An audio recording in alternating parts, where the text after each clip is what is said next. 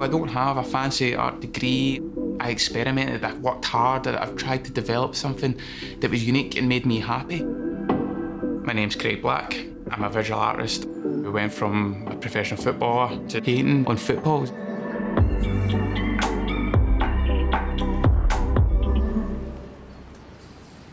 So when I was younger in Greenock, all I ever did was play football.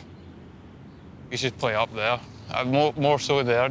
They planted more trees to stop us from playing football. It didn't stop us, you just played with an island in the middle of the pitch. It's changed now. Me and my older brother, we lived and breathed it.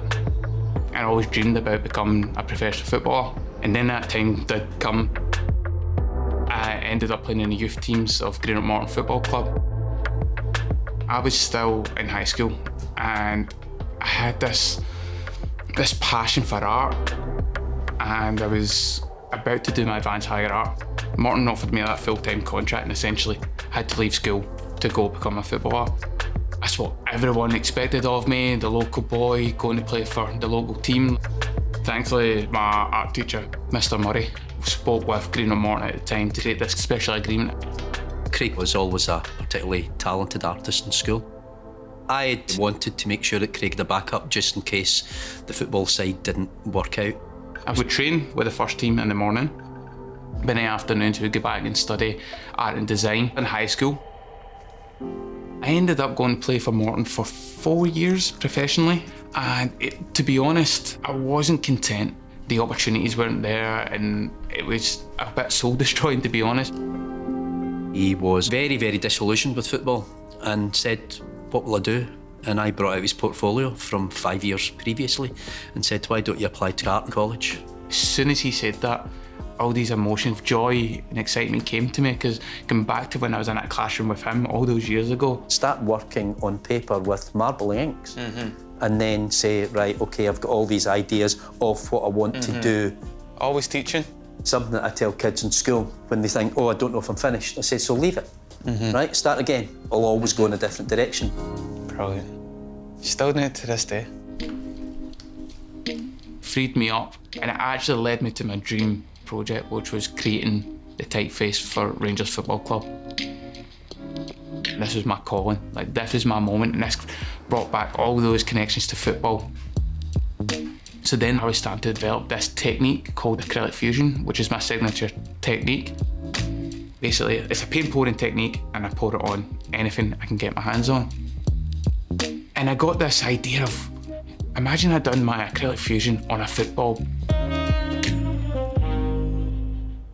A lot of it is problem solving on the spot.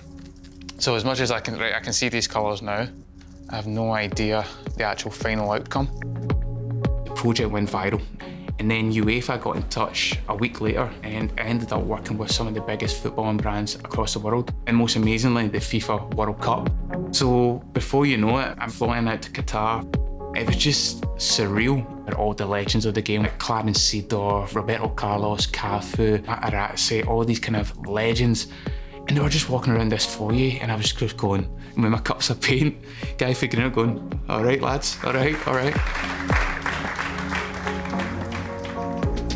I lived just round the corner from here. Craig stayed up about 100 yards, and I was another 100 yards. So we grew up within 150 metres of each other, just at a different time. Craig came into school very recently and spoke to a whole group of 14-year-olds and talked about the people he had met. All these wee boys immediately engaged because there was something there that they thought, wow, someone from Greenock has met Messi and Ronaldo. Mr. Murray was that perfect role model, and if it wasn't for his belief in me before I even knew I had something, he seen something in me before I knew it myself. People will listen to people with passion, and he is hugely passionate and proud of what he's doing. Football plays a part in a lot of people's life, and like, as much as I don't play it now, like this is my way of playing the game. Me painting and on football is my way of bringing that back, that emotion, that emotional connection. I don't regret anything at all. I gave him my all as a professional footballer. Like, I left everything on the pitch, and it wasn't to be because I had this calling as being an artist, and I'm so glad it happened to me.